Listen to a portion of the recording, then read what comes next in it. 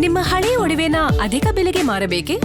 ಅಟಿಕಾಗೆ ಕಾಲ್ ಮಾಡಿ 8803000300. Attica gold company. ರಾಜ್ಯದಲ್ಲಿ ಗೃಹಲಕ್ಷ್ಮಿ ಫಲಾನುಭವಿಗಳಿಗೆ ಶಾಕ್ ಮೇಲೆ ಶಾಕ್ ಎದುರಾಗ್ತಾ ಇದೆ. ಇಷ್ಟು ದಿನಗಳ ಕಾಲ ಮಹಿಳೆಯರು ಗೃಹಲಕ್ಷ್ಮಿಗೆ ಸಂಬಂಧಪಟ್ಟಂತೆ ಅಟ್ಲೀಸ್ಟ್ 2,000 ನಮ್ಮ ಅಕೌಂಟಿಗೆ ಬರುತ್ತಲ್ಲ ಅಂತ ಖುಷಿ ಪಡ್ತಾ ಇದ್ವು. ಕೆಲವರಿಗೆ ಸಿಗ್ತಾನೆ ಇರಲಿಲ್ಲ ಬಹಳ ದಿನಗಳಿಂದ ಅನ್ನುವಂಥ ಬೇಸರ ಇತ್ತು. ಅದಾದ ಬಳಿಕ ಈಗ ಶಾಕ್. ಗೃಹಲಕ್ಷ್ಮಿ ಯೋಜನೆ ದುರುಪಯೋಗ ತಡೆಗೆ ಕಟ್ಟುನಿಟ್ಟಿನ ಕ್ರಮ ಕೈಗೊಳ್ಳಲಾಗಿದೆ. ಮೃತರ ಹೆಸರಲ್ಲಿ ಹಣ ಪಡೆದಿದ್ದವರ ಆಟ ಇನ್ನು ಮುಂದೆ ನಡೆಯಲ್ವಂತೆ. ಬೆಂಗಳೂರು ದಕ್ಷಿಣದ 12,719 ಮಹಿಳೆಯರು ಗೃಹಲಕ್ಷ್ಮಿ ಫಲಾನುಭವಿಗಳಲ್ಲಿ ಮೃತಪಟ್ಟಿದ್ದಾರಂತೆ. 6,624 ಮಹಿಳೆಯರು ಮೃತರ ಖಾತೆಗೂ ಜಮಾ ಆಗ್ತಾ ಇತ್ತಂತೆ 2,000 ರೂಪಾಯಿ ಗೃಹಲಕ್ಷ್ಮಿ ಹಣ. 4,800 ತೆರಿಗೆ ಪಾವತಿದಾರರು ಕೂಡ ಫಲಾನುಭವಿಗಳಂತೆ. ಆಧಾರ್ ಸೀಡಿಂಗ್ ಮಾಡದ 1,295 ಮಂದಿಗೂ ಗೃಹಲಕ್ಷ್ಮಿ ಹಣ ಹೋಗ್ತಾ ಇತ್ತು. ಮಹಿಳಾ ಮತ್ತು ಮಕ್ಕಳ ಅಭಿವೃದ್ಧಿ ಇಲಾಖೆಯ ಪರಿಶೀಲನೆ ವೇಳೆ ಅಕ್ರಮ ಬಯಲಾಗಿದೆ. ಫೇಕ್ ಗೃಹಲಕ್ಷ್ಮಿಯರಿಗೆ ಶಾಕ್ ಕೊಡಲಾಗಿದೆ. ಗೃಹಲಕ್ಷ್ಮಿ ಯೋಜನೆಯಲ್ಲಿ ಮೇಜರ್ ಸರ್ಜರಿಗೆ ಸರ್ಕಾರ ಮುಂದಾಗಿದೆ ಅನ್ನೋದರ ಡೀಟೇಲ್ಸ್. ಸಿಎಂ ತವರು ಕ್ಷೇತ್ರ ಕನಕಪುರದಲ್ಲೇ ಅತಿ ಹೆಚ್ಚು ಮೃತ ಫಲಾನುಭವಿಗಳಿರೋದು ಪತ್ತೆಯಾಗಿದೆ. 3,058 ಮೃತರ ಖಾತೆಗೆ ಜಮೆ ಆಗ್ತಾ ಇತ್ತಂತೆ ಹಣ.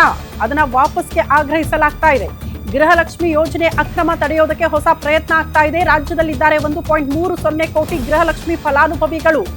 ಇನ್ನು ಮುಂದೆ ಗೃಹಲಕ್ಷ್ಮಿ ಹಣ ಪಡಿಬೇಕು ಅಂದ್ರೆ ಬಯೋಮೆಟ್ರಿಕ್ ಕಡ್ಡಾಯ ಅಂತೆ. ಅವ್ರು ಇದ್ದಾರಾ ಅದನ್ನ ಪ್ರೂವ್ ಮಾಡ್ಕೊಳ್ಳೋದು. ಹೆಬ್ಬಟ್ಟಿನ ಸ್ಕ್ಯಾನಿಂಗ್ ಅಥವಾ ಕಣ್ಣುಗಳ ಸ್ಕ್ಯಾನಿಂಗ್ ಮಾಡಿ ನೀವು ದುಡ್ಡನ್ನ ಪಡೆದುಕೊಳ್ಬಹುದು. ಬೆಂಗಳೂರು 1 ಗ್ರಾಮ 1 ಸೇವಾ ಕೇಂದ್ರದಲ್ಲಿ ಬಯೋಮೆಟ್ರಿಕ್ ಅನ್ನ ತೋರಿಸಿಯೇ ನೀವು ಬರಬೇಕು. ಬಾಪೂಜಿ ಸೇವಾ ಕೇಂದ್ರಗಳಲ್ಲೂ ಕೂಡ ಬಯೋಮೆಟ್ರಿಕ್ಗೆ ಅವಕಾಶವನ್ನ ಕಲ್ಪಿಸಲಾಗಿದೆ. ಬಯೋಮೆಟ್ರಿಕ್ಗೆ ಆಧಾರ್ ಕಡ್ಡಾಯ ಜೊತೆಗೆ ನಿಮ್ಮ ತಮ್ ಅಥವಾ ಕಣ್ಣುಗಳನ್ನ ಕೊಟ್ಟು ನೀವು ಫಲಾನುಭವಿಗಳು ಅನ್ನೋದನ್ನ ಪ್ರೂವ್ ಮಾಡಿ ತದನಂತರದಲ್ಲಿ ಈ ಯೋಜನೆಯ ಲಾಭವನ್ನ ಪಡೆದುಕೊಳ್ಳಬಹುದು ಅಂತ ಸರ್ಕಾರ ಹೇಳ್ತಾ ಇದೆ. ಈ ಬಗ್ಗೆ ಮತ್ತಷ್ಟು ಡೀಟೇಲ್ಸ್ ಅನ್ನ ಕೊಡ್ತಾ ಹೋಗ್ತಾರೆ ಮೆಟ್ರೋ ಬ್ಯೂರೋ ಚೀಫ್ ಉಲ್ಲಾಸ್ ದೂರವಾಣಿ ಸಂಪರ್ಕದಲ್ಲಿ. ಉಲ್ಲಾಸ್, ಯೋಜನೆಯ ಲಾಭ ಪಡೆದುಕೊಳ್ಳಬೇಕು ಅಂತ ಕೆಲವರು ಹಿಂಗೆಲ್ಲ ಕಳ್ಳಾಟ ಆಡಿರ್ತಾರೆ. ಹಾಗಾಗಿ ಫಲಾನುಭವಿಗಳನ್ನ ಫೈಂಡ್ ಔಟ್ ಮಾಡೋ ನಿಟ್ಟಿನಲ್ಲಿ ಯಾವ ರೀತಿ ಕ್ರಮ ಕೈಗೊಳ್ತಾ ಇದೆ ಸರ್ಕಾರ, ಹೆಂಗಿದನ್ನ ಇಂಪ್ಲಿಮೆಂಟ್ ಮಾಡುತ್ತೆ ಅಂತ? ಶ್ರುತಿ, ಗೃಹಲಕ್ಷ್ಮಿ ಯೋಜನೆ ವಿಚಾರದಲ್ಲಿ ಒಂದು ಆರೋಪ ಕೇಳಿ ಬರ್ತಾ ಇತ್ತು. ಮೃತರ ಕುಟುಂಬಕ್ಕೆ ಮತ್ತೆ IT ರಿಟರ್ನ್ ಮಾಡ್ತಾ ಇರುವಂತಹ ಕುಟುಂಬನೂ ಕೂಡ ಗೃಹಲಕ್ಷ್ಮಿ ಯೋಜನೆಯ ಫಲಾನುಭವಿನ ಮಾಡ್ಕೊಳ್ತಿದ್ದಾರೆ ಅನ್ನುವಂತಹ ಒಂದು ಮಾತು ಕೇಳಿ ಬಂದಿತ್ತು.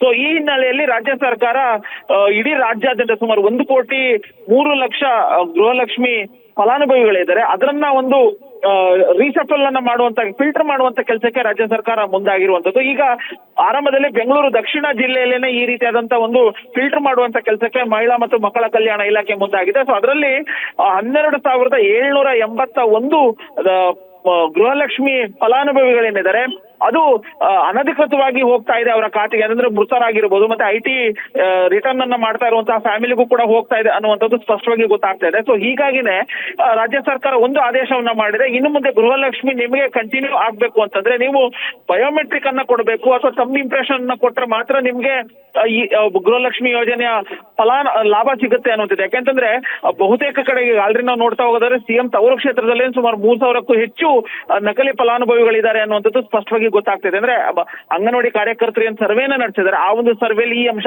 ಬಯಲಾಗಿರುವಂತದ್ದು. ಕೇವಲ ಒಂದು ಜಿಲ್ಲೆ ಮಾತ್ರ ಅಲ್ಲ, ರಾಜ್ಯದ ಬಹುತೇಕ ಜಿಲ್ಲೆಗಳಲ್ಲೂ ಕೂಡ ಇದೇ ರೀತಿಯಾದಂತಹ ನಕಲಿ ಫಲಾನುಭವಿಗಳಿಗೆ ಗೃಹಲಕ್ಷ್ಮಿಯ ಹಣ ಪ್ರತಿ ತಿಂಗಳು 2,000 ಹೋಗ್ತಾ ಇದೆ.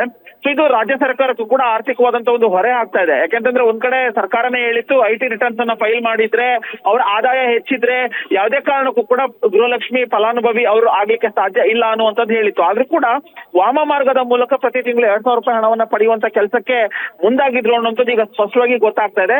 ಸೊ ಹೀಗಾಗಿ ಇನ್ನು ಮುಂದೆ ಯಾರೇ ಗೃಹಲಕ್ಷ್ಮಿ ಅಂದ್ರೆ ಈಗ ಜುಲೈ ತಿಂಗಳಿಂದ ಗೃಹಲಕ್ಷ್ಮಿ ಯೋಜನೆ ಬರಲೇಬೇಕು, ಹಣ 2,000 ರೂಪಾಯಿ ಪ್ರತಿ ತಿಂಗಳು ಬರಬೇಕು ಅಂತಂದ್ರೆ ತಮ್ಮ ಇಂಪ್ರೆಷನ್ ಅನ್ನ ಮಾಡಬೇಕು. ಅದು ಬೆಂಗಳೂರನ್ನಾಗಿರ್ಬೋದು, ಗ್ರಾಮವನ್ನಾಗಿರ್ಬೋದು, ಈ ರೀತಿಯಾದಂತಹ ಒಂದು ಕೇಂದ್ರಗಳಿಗೆ, ಸೇವಾ ಕೇಂದ್ರಗಳಿಗೆ ಹೋಗಿ ತಮ್ಮ ಇಂಪ್ರೆಷನ್ ಅನ್ನ ಕೊಡಬೇಕು. ಅಥವಾ ಫೇಸ್ ID ಅಂದ್ರೆ ಕಣ್ಣಿನ ರೆಕಗ್ನಿಷನ್ ಏನಿದೆ ಅದನ್ನ ಕೊಟ್ರೆ ಮಾತ್ರ ನಿಮ್ಗೆ ಗೃಹಲಕ್ಷ್ಮಿ ಯೋಜನೆ ಹಣ ಸಿಗುತ್ತೆ ಅನ್ನುವಂಥದ್ದನ್ನ ಈಗ ಸ್ಪಷ್ಟವಾಗಿ ರಾಜ್ಯ ಸರ್ಕಾರ ಹೇಳುವಂತ ಕೆಲಸವನ್ನ ಮಾಡಿದೆ. ಆ ಮೂಲಕ ಯಾರು ನಕಲಿ ಪ್ರತಿ ತಿಂಗಳು 2,000 ರೂಪಾಯಿ ಗೃಹಲಕ್ಷ್ಮಿ ಯೋಜನೆ ಅಡಿ ಲಾಭವನ್ನ ಪಡ್ತಾ ಇದ್ರು ಆ ಒಂದು ಅಕ್ರಮಕ್ಕೆ ಬ್ರೇಕ್ ಹಾಕುವಂತ ಕೆಲಸಕ್ಕೆ ರಾಜ್ಯ ಸರ್ಕಾರ ಮುಂದಾಗಿರುವಂತದ್ದು. ಶ್ರುತಿ. ಓಕೆ ಉಲ್ಲಾಸ್, ಧನ್ಯವಾದಗಳು ತಮ್ಮೆಲ್ಲ ಮಾಹಿತಿಗೆ.